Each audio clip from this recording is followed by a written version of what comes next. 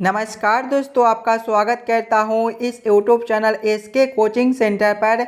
दोस्तों आज हम लोग रीजनिंग के एक और नए पार्ट को देखने वाले हैं। ये रीजनिंग का प्रेस्टिक सेट का पार्ट नंबर 7 होने वाला है। अगर आप लोग इससे पहले वाले पार्ट नहीं देखे होंगे तो ज़रूर जाकर देख लीजिएगा। इस पार्ट के अंदर आज हम लोग रीजनिंग के अलग अलग पार्ट से 16 इम्पोर्टेंट प्रश्न को देखने वाले हैं, जो कि आपको आने वाले आगामी सभी परीक्षाओं के लिए काफ़ी इम्पोर्टेंट होने वाला है। तो सभी प्रश्न को पहले आप लोग खुद से ज़रूर सॉल्व करने की कोशिश कीजिएगा और आप लोग हमारे साथ अंत तक ज़रूर बने रहिएगा। चलिए हम लोग एक नंबर क्वेश्चन की ओर चलते हैं। ये रहा क्वेश्चन नंबर 1। क्वेश्चन नंबर 1 आपको कह रहा है, नीचे दिए गए प्रश्न में संबंधित शब्द को चुनिए। संबंधित शब्द चुनने के लिए बोला जा रहा है। प्रश्न आपको कह रहा है, जिस प्रकार से कलम का संबंध कागज के साथ है उसी प्रकार से आप लोगों से पूछा जा रहा है, चौक का संबंध कौन सा शब्द के साथ होगा जो इस वाले क्वेश्चन मार्क पे भरे जाएंगे। अगर आप लोग ध्यान से देखिएगा तो देखिए यहाँ पर पहले कलम से कागज लिखा हुआ है। देखिए कलम से जो है वो कागज पर लिखा जाता है, तो कलम से कागज लिखा हुआ है। उसी प्रकार से आगे देखिएगा तो आगे आपका चौक है। चौक से जो है वो ब्लैक बोर्ड पर लिखा जाता है। ब्लैक बोर्ड आपका ऑप्शन नंबर ए में दिया गया है, जो कि आपका सही उत्तर बनता है। इस वाले क्वेश्चन मार्क पे आपका ब्लैक बोर्ड भरा जाएगा। जिस प्रकार से हम लोग कलम से कागज पर लिखते हैं उसी प्रकार से चौक से हम लोग ब्लैक बोर्ड पर लिखते हैं। क्वेश्चन नंबर 1 का आपका ऑप्शन नंबर ए जो है सही उत्तर बनता है। चलिए अगले प्रश्न की ओर हम लोग चलेंगे, क्वेश्चन नंबर 2 की ओर। ये रहा क्वेश्चन नंबर 2। क्वेश्चन नंबर 2 आपको कह रहा है, नीचे दिए गए प्रश्न में संबंधित संख्या को चुनिए। इस बार आपको संबंधित संख्या चुनने के लिए बोला जा रहा है। प्रश्न आपको कह रहा है, जिस प्रकार से 7 का संबंध 77 के साथ है उसी प्रकार से आपका यहाँ पर एक क्वेश्चन मार्क दिया हुआ है। इस वाले क्वेश्चन मार्क पे कौन से संख्या संबंधित भरे जाएंगे ये आप लोगों से पूछ रहा है। सबसे पहले आप लोग यहाँ पर ये समझने की कोशिश कीजिएगा, 7 से हम लोग 77 किस प्रकार से ला सकते हैं। इसी प्रकार के संबंधित ऑप्शन को हम लोग देखेंगे। देखिए सबसे पहले हम लोगों को क्या करना है, 7 से 77 लाना है। देखिएगा ध्यान से, तो 7 जो है ये आपका एक अभाज्य संख्या है और 7 से अगला अभाज्य संख्या जो है वो आपका 11 होता है और 7 गुना 11 करने पर जो है वो आपका 77 बनता है। देखिए लास्ट वाला संख्या आपका 77 दिया गया है। इसी प्रकार के संबंधित ऑप्शन को देखेंगे तो ऑप्शन नंबर बी में देखिएगा 11 से आपका 143 दिया गया है। 11 जो है ये आपका एक अभाज्य संख्या है और 11 से अगला अभाज्य संख्या जो है वो आपका 13 होता है और 11 गुना 13 करने पर आपका 143 बनता है। देखिए 143 आपका यहाँ पर दिया गया है, यानी कि इस वाले क्वेश्चन मार्क पे आपका 11:143 भरा जाएगा। जिस प्रकार से 7 एक अभाज्य संख्या है तो 7 के अगले अभाज्य संख्या से गुना करके 77 लिखा हुआ है, उसी प्रकार से 11 आपका एक अभाज्य संख्या है और 11 के अगले अभाज्य संख्या से गुना करेंगे, यानी कि 11 गुना 13 करेंगे तो 143 आपका यहाँ पर दिया गया है। क्वेश्चन नंबर 2 का आपका ऑप्शन नंबर बी जो है सही उत्तर बनता है। चलिए अगले प्रश्न की ओर हम लोग चलेंगे, क्वेश्चन नंबर 3 की ओर। ये रहा क्वेश्चन नंबर 3। क्वेश्चन नंबर 3 आपको कह रहा है, यदि a बराबर 1 कैट बराबर 24 तो पुलिस बराबर क्वेश्चन मार्क।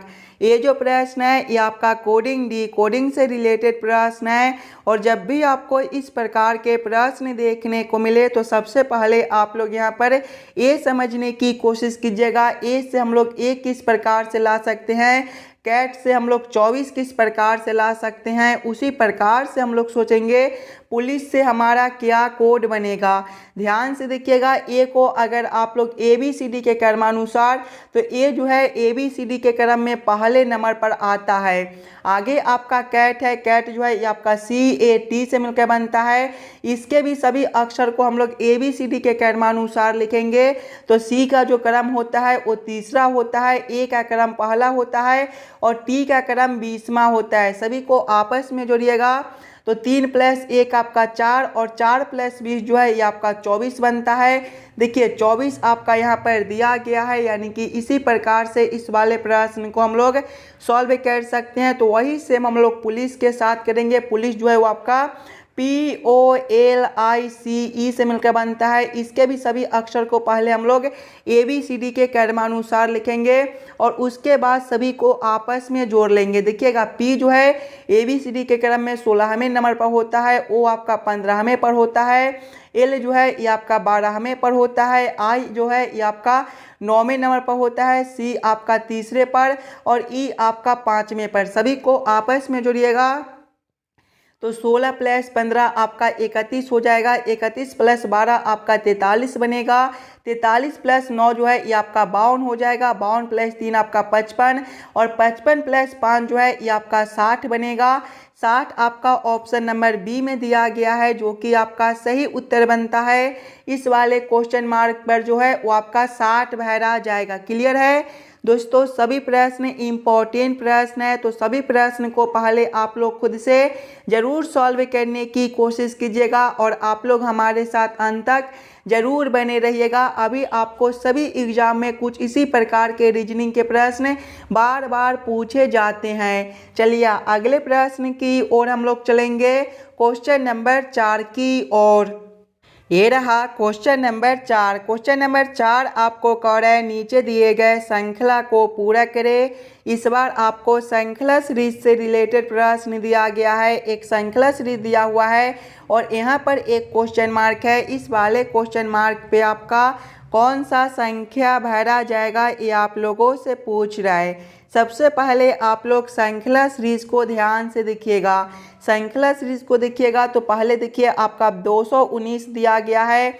219 के आगे आपका 211 है। 211 के आगे आपका 204 दिया गया है। 204 के आगे आपका 198 है और इसके आगे आपका क्वेश्चन मार्क है और क्वेश्चन मार्क के आगे आपका 189 दिया गया है। अगर आप लोग ध्यान से देखिएगा तो यहाँ पर देखिए 219 से आपका 211 है, यहाँ पर जो है -8 कर दिया गया है। 211 से 204 है, -7 है। 204 से 198 है, -6 है और आगे आपका क्वेश्चन मार्क है। ध्यान से देखिएगा तो -8 है, -7 है, -6 है, यानी कि सभी में से एक एक कमा दिया गया है। तो अगला अंतर जो है वो आपका -5 का हो जाएगा। 193 198 -5 आपका कितना होता है? 198 -5 जो है वो आपका 193 बनेगा और 193 के आगे देखिएगा तो 189 है, यहाँ पर आपका -4 है। देखिएगा -5 -4 यानी कि इस वाले क्वेश्चन मार्क पे आपका 193 भरा जाएगा। 193 आपका ऑप्शन नंबर सी में दिया गया है, जो कि आपका सही उत्तर बनता है। इस वाले क्वेश्चन मार्क पे आपका 193 भरा जाएगा। चलिए अगले प्रश्न की ओर हम लोग चलेंगे, क्वेश्चन नंबर 5 की ओर। ये रहा क्वेश्चन नंबर 5। क्वेश्चन नंबर 5 आपको कह रहा है नीचे दिए गए प्रश्न में लुप्त संख्या ज्ञात करें। इस बार आपको मिसिंग नंबर से रिलेटेड प्रश्न दिया गया है। यहाँ पर आपका एक क्वेश्चन मार्क है। इस वाले क्वेश्चन मार्क पे आपका कौन सा संख्या भरा जाएगा ये आप लोगों से पूछ रहा है। दोस्तों जब भी आपको इस प्रकार के मिसिंग नंबर से रिलेटेड प्रश्न देखने को मिले तो ऐसे प्रश्न को हम लोग दो तरीके से सॉल्व करने की कोशिश कर सकते हैं। या तो प्रश्न को हम लोग इस वाले लाइन से सॉल्व करने की कोशिश करेंगे या फिर प्रश्न को हम लोग इस वाले लाइन से सॉल्व करने की कोशिश करेंगे। एकदम आसान सा प्रश्न है, थोड़ा सा दिमाग लगाइएगा तो आप लोग इस वाले प्रश्न को एकदम आसानी के साथ सॉल्व कर पाइएगा। अगर हम लोग सबसे पहले प्रश्न को इस वाले लाइन से सॉल्व करने की कोशिश करते हैं तो यहाँ पर देखिए 3 संख्या दिया गया है, 24, 20 और 37। ये तीनों संख्या को हम लोग आपस में जोड़ते हैं तो देखिए 24 + 20 जो है ये आपका 44 होता है और 44 + 37 जो है ये आपका 81 बनता है।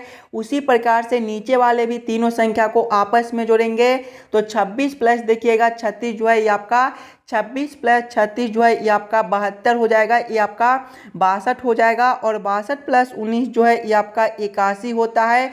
देखिएगा ये तीनों संख्या को जिस प्रकार से आपस में जोड़ने पर 81 बनता है, उसी प्रकार से जब ये तीनों संख्या को हम लोग आपस में जोड़ते हैं तो ये आपका 81 बनता है। यानी कि उसी प्रकार से ये तीनों संख्या को आपस में जोड़ने पर कितना आना चाहिए, 81 आना चाहिए। दो संख्या दिया गया है तो पहले ये दोनों संख्या को आपस में जोड़ेंगे।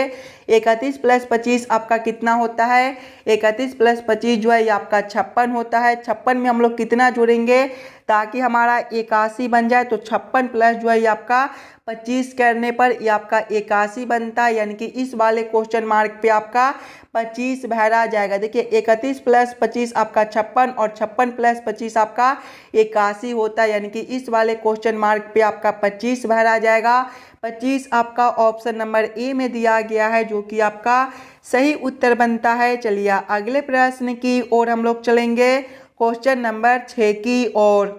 ये रहा क्वेश्चन नंबर 6। क्वेश्चन नंबर 6 जो है ये आपका वेन आरेख वेन डायग्राम से रिलेटेड प्रश्न है। दादा पिता और परिवार का किस प्रकार से वेन आरेख वेन डायग्राम बनेगा, ये आप लोगों से पूछ रहे हैं। सबसे पहले आप लोग ये सभी शब्दों को ध्यान से देखिएगा और समझने की कोशिश कीजिएगा। दादा पिता और परिवार में कौन शब्द किसके साथ संबंधित है, किसके अंदर हम लोग किसको रख सकते हैं। अगर आप लोग ध्यान से देखिएगा तो परिवार के अंदर आपके पिता और परिवार के अंदर आपके दादा दोनों होते हैं। यानी कि सबसे पहले हम लोग परिवार के लिए एक गोला बना लेंगे। और बहुत सारे बच्चे यहाँ पर क्या गलती करेंगे कि दादा के अंदर पिता को रख देंगे, उसका जो आरेख है वो आपका गलत हो जाएगा। दादा और पिता आपके अलग अलग है, यानी कि दोनों का आरेख जो है वो आपका परिवार के अंदर बनेगा, लेकिन दोनों का अलग अलग बनेगा। इसका वेन आरेख वेन डायग्राम आपका कुछ इस प्रकार से बनेगा। इस प्रकार का वेन आरेख वेन डायग्राम आपका ऑप्शन नंबर सी में दिया गया है, जो कि आपका सही उत्तर बनता है। चलिए अगले प्रश्न की ओर हम लोग चलेंगे, क्वेश्चन नंबर 7 की ओर। ये रहा क्वेश्चन नंबर 7। क्वेश्चन नंबर 7 जो है ये आपका कथन और तर्क से रिलेटेड प्रश्न है। और जब भी आपको इस प्रकार के प्रश्न देखने को मिले तो सबसे पहले आप लोग कथन को ध्यान से पढ़िएगा और इस वाले कथन के आधार पर आप लोग ये निर्णय लीजिएगा कि कौन सा तर्क जो है वो आपका सही दिया गया है। देखिए कथन पहले आपको कह रहा है राजमार्गों के पास शराब की बिक्री पर क्या प्रतिबंध लगाया जाना चाहिए। इस वाले कथन को पहले आप लोग ध्यान से पढ़िएगा और समझने की कोशिश कीजिएगा। देखिए तर्क एक आपको कह रहा है नहीं, लोगों को निर्णय लेने की स्वतंत्रता होनी चाहिए क्योंकि यह उनका मौलिक अधिकार है। तर्क 2 आपको कह रहा है हाँ 90% सड़क दुर्घटनाओं में ड्राइवर जो कि शराब के प्रभाव में आते हैं वो शामिल है। तो ये दोनों तर्क में जो है वो आपका तर्क 2 आपका सही निकलता है और तर्क 1 जो है वो आपका गलत हो जाएगा। इस वाले कथन के आधार पर केवल तर्क 2 ही आपका जो है वो सही निकलता है। तर्क 1 आपको कह रहा है नहीं, लोगों को निर्णय लेने की स्वतंत्रता होनी चाहिए क्योंकि यह उनका मौलिक अधिकार है। इस वाले कथन के आधार पर ये तर्क आपका जो है वो सही नहीं होगा, ये वाला तर्क आपका गलत हो जाएगा। केवल तर्क आपका 2 जो है वो सही निकलता है।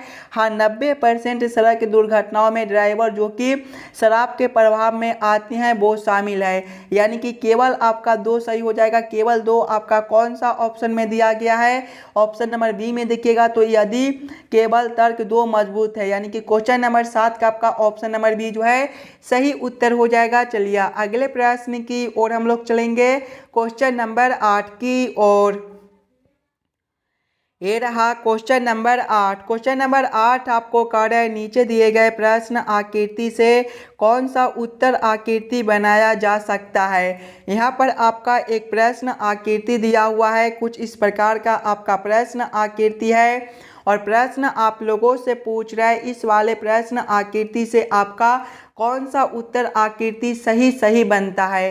अगर आप लोग ध्यान से देखिएगा आकृति डी को, तो देखिए सबसे पहले आपके इस प्रकार के आकृतियाँ यहाँ पर जो है वो आपके कुछ इस प्रकार के आकृति दिया गया है। उसके बाद देखिएगा तो आपका इस प्रकार का आकृति है, यहाँ पर भी जो है वो आपके इस प्रकार के भी आकृति दिए गए हैं। उसके बाद आपका इस प्रकार का आकृति है, यहाँ पर आपका इस प्रकार का भी आकृति दिया गया है और उसके बाद इस प्रकार का आकृति है, ये भी आकृति आपका यहाँ पर दिया गया है, यानी कि इस वाले प्रश्न आकृति से आपका ऑप्शन नंबर डी का जो आकृति है वो सही बनाया जा सकता है। तो क्वेश्चन नंबर 8 का आपका ऑप्शन नंबर डी जो है सही उत्तर हो जाएगा। चलिए अगले प्रश्न की ओर हम लोग चलेंगे, क्वेश्चन नंबर 9 की ओर।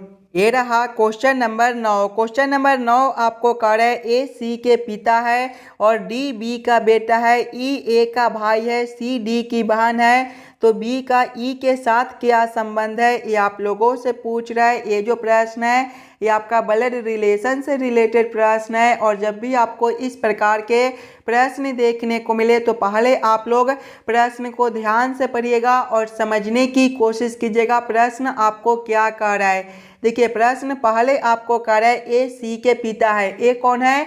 सी के पिता है। पिता है मतलब एक पीढ़ी ऊपर का है, यानी कि सी से ऊपर हम लोग किसको रखेंगे? ए को रखेंगे। क्या रिश्ता है?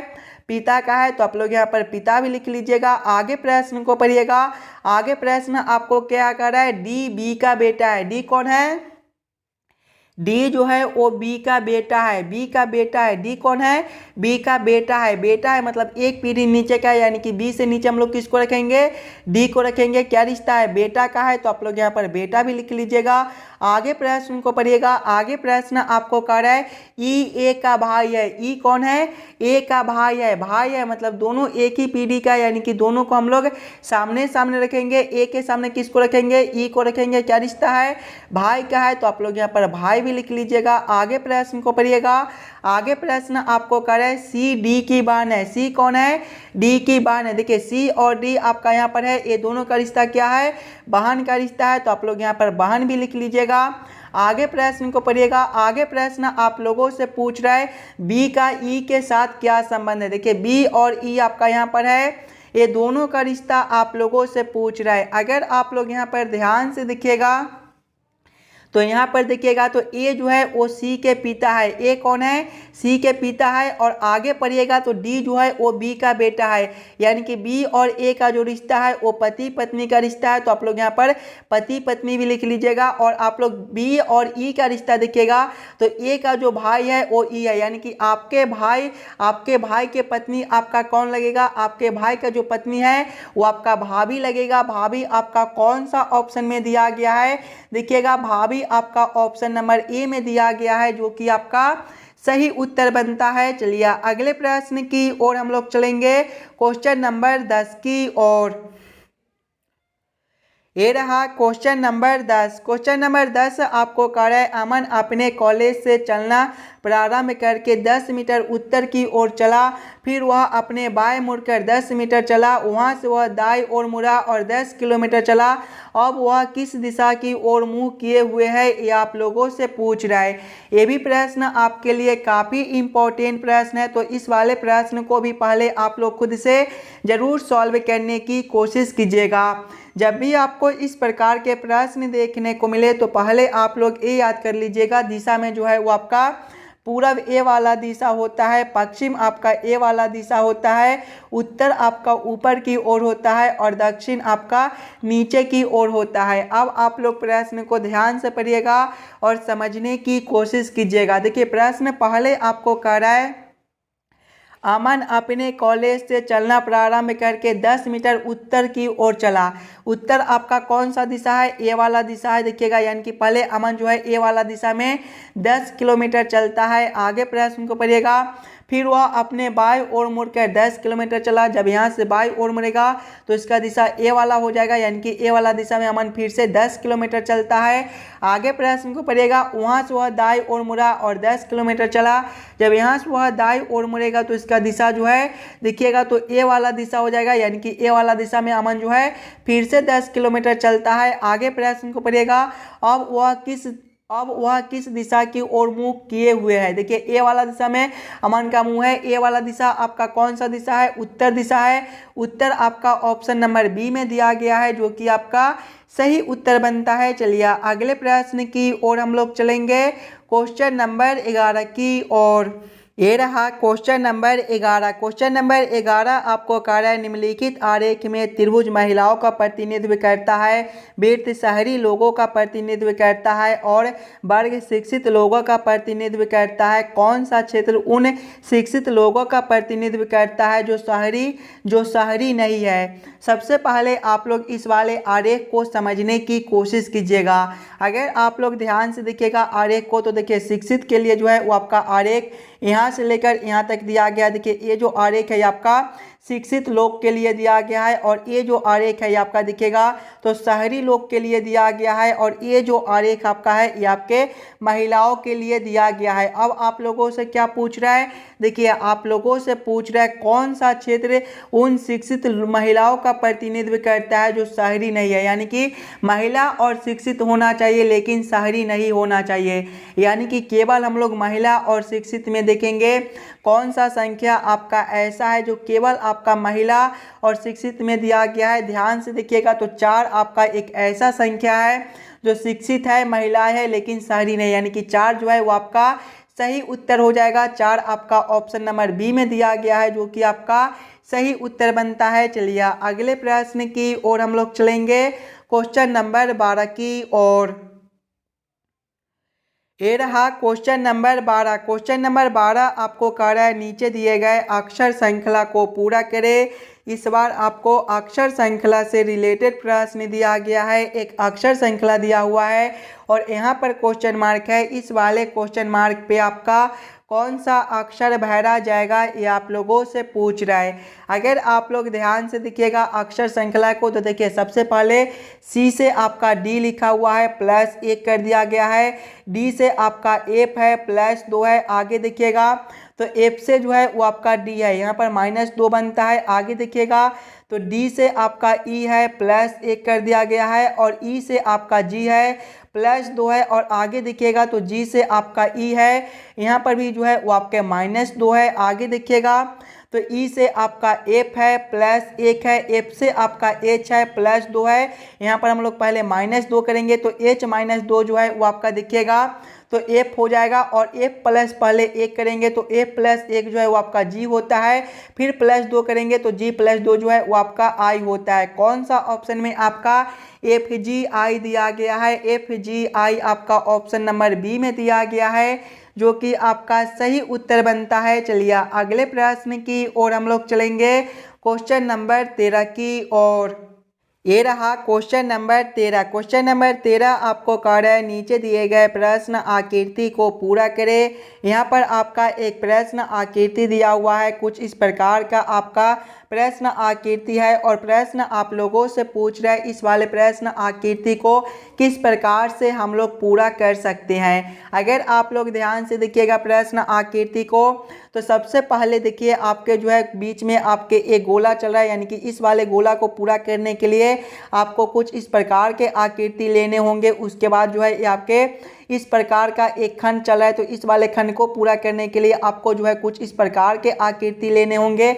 उसके बाद देखिए एक लाइन आपका यहाँ पर है तो एक लाइन आपके यहाँ पर भी हो जाएंगे। उसके बाद जो है वो आपके इस वाले आकृति को पूरा करने के लिए जो है ये आपके कुछ इस प्रकार के आकृति लेने होंगे। और उसके बाद अगर आप लोग ध्यान से देखिएगा अगर आप लोग ध्यान से देखिएगा तो सभी में जो है वो आपके 3-3 लाइन खींच दिए गए हैं, यानी कि यहाँ पर भी जो है वो हम लोग 3 लाइन ले लेंगे। तो इस वाले प्रश्न आकृति को पूरा करने के लिए सबसे पहले हम लोग इस प्रकार के आकृति लिए हैं, उसके बाद जो है हम लोग इस प्रकार के आकृति लिए हैं और उसके बाद जो है वो हम लोग इस प्रकार के आकृति लिए हैं और इसमें जो है वो 3 लाइन खींचे हैं। इस प्रकार के उत्तर आकृति देखिएगा आपका कौन सा ऑप्शन में दिया गया है। इस प्रकार का उत्तर आकृति आपका ऑप्शन नंबर डी में दिया गया है जो कि आपका सही उत्तर हो जाएगा। इस वाले प्रश्न आकृति को पूरा करने के लिए ऑप्शन नंबर डी उत्तर आकृति को जो है वो उसमें रखना पड़ेगा। चलिए अगले प्रश्न की ओर हम लोग चलेंगे, क्वेश्चन नंबर 14 की ओर। ये रहा क्वेश्चन नंबर 14। क्वेश्चन नंबर 14 आपको कह रहा है नीचे दिए गए प्रश्न में विषम शब्द को पहचान करें। इस बार आपको विषम शब्द चुनने के लिए बोला जा रहा है और जब भी आपको विषम शब्द चुनने के लिए बोले तो सबसे पहले आप लोग चारों ऑप्शन को ध्यान से देखिएगा और समझने की कोशिश कीजिएगा ये चारों ऑप्शन में आपका सबसे अलग ऑप्शन कौन सा दिया गया है। ऑप्शन ए में इस्पात है, ऑप्शन बी में पीतल है, ऑप्शन सी में पारा है और ऑप्शन डी में आपका तांबा है। ध्यान से देखिएगा तो इस्पात, पित्तल और तांबा ये सभी धातुएं जो है ये आपके ठोस होते हैं, जबकि पारा आपका द्रव में होता है। तो सबसे अलग ऑप्शन आपका सी बनता है। क्वेश्चन नंबर 14 का आपका ऑप्शन नंबर सी जो है सही उत्तर हो जाएगा। चलिए अगले प्रश्न की ओर हम लोग चलेंगे, क्वेश्चन नंबर 15 की ओर। ये रहा क्वेश्चन नंबर 15। क्वेश्चन नंबर 15 आपको कह रहा है नीचे दिए गए निम्नलिखित शब्दों का सही क्रम बताएं। परोसना, सब्जी, पैक करना, तैयार करना, स्टोर करना और काटना का किस प्रकार से सही क्रम बनेगा, ये आप लोगों से पूछ रहा है। सबसे पहले आप लोग ये सभी शब्दों को ध्यान से देखिएगा और समझने की कोशिश कीजिएगा ये सभी शब्दों का आपका किस प्रकार से सही क्रम बनता है। अगर आप लोग ध्यान से देखिएगा तो सबसे पहले जो है वो आपके सब्जी हो जाएंगे, यानी कि 2 नंबर। सब्जी के बाद जो है वो आपका काटना हो जाएगा, यानी कि 6 नंबर। काटने के बाद आपका तैयार करना, यानी कि 4 नंबर। तैयार करने के बाद आपका पैक करना हो जाएगा, यानी कि 3 नंबर। पैक करने के बाद स्टोर करना, यानी कि 5 नंबर। और स्टोर करने के बाद आपका परोसना हो जाएगा, यानी कि 1 नंबर। कौन सा ऑप्शन में आपका 2, 6, 4, 3, 5, 1 दिया गया है? ध्यान से देखिएगा ऑप्शन नंबर सी में तो 2, 6, 4, 3, 5, 1 दिया हुआ है, यानी कि ये सभी शब्दों का जो सही क्रम है वो आपका ऑप्शन नंबर सी में दिया गया है। तो क्वेश्चन नंबर 15 का आपका ऑप्शन नंबर सी जो है सही उत्तर बनता है। चलिए अगले प्रश्न की ओर हम लोग चलेंगे, क्वेश्चन नंबर 16 की ओर। ये रहा क्वेश्चन नंबर 16 और दोस्तों ये जो प्रश्न है ये आपके होमवर्क के तौर पे छोड़े जाते हैं। इस वाले प्रश्न को आप लोग खुद से ज़रूर सॉल्व कीजिएगा और आप लोग हमें ज़रूर कमेंट करके बताइएगा कि आज के 16 प्रश्न में से आप लोग कितने प्रश्न को खुद से सॉल्व किए हो। अगर आपको किसी भी प्रश्न में कहीं पर भी कोई दिक्कत हो तो हमें वो भी कमेंट कर दीजिएगा। और जितने बच्चे इस वाले यूट्यूब चैनल पर नए हो चैनल को सब्सक्राइब और वीडियो को लाइक जरूर करके जाइएगा। चलिए हम लोग मिलते हैं आपसे अगले वीडियो में। धन्यवाद।